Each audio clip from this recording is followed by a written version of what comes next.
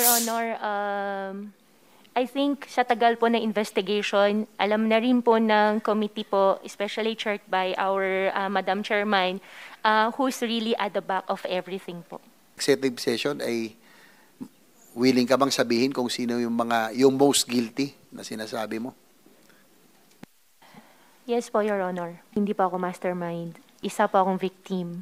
Alice Guo pumayag na ihayag sa isang executive session kung sino ang most guilty kaugnay sa mga illegal na pogo. Hindi pwedeng isa publiko ang pinag-usapan sa executive session, pero sabi ni Senador J.V. Ejercito, may napala naman sila.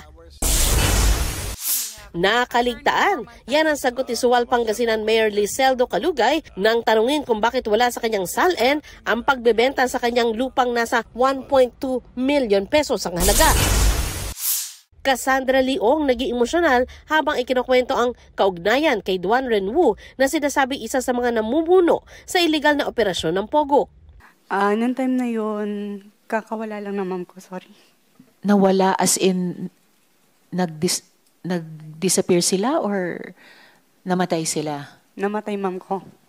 And then yun yung panahon na dumating si Duan Renwu.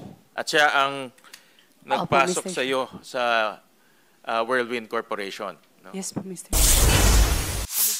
Zhao Shouqi, nasangkot umano sa Pogo sa Lapu-Lapu, Cebu, umaming tinangka niyang bigyan ng 1 milyong piso ang PAOK. Giit ni Zhao, hindi suhol pero sinabi ng PAOK, 3 beses daw sinubukan ni Zhao, kaya wala silang ibang interpretasyon dito kundi panunuhol.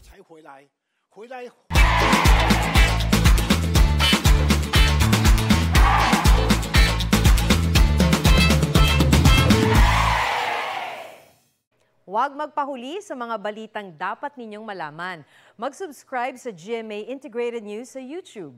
Sa mga kapuso abroad, subaybayan nyo kami sa GMA Pinoy TV at sa www.gmanews.tv.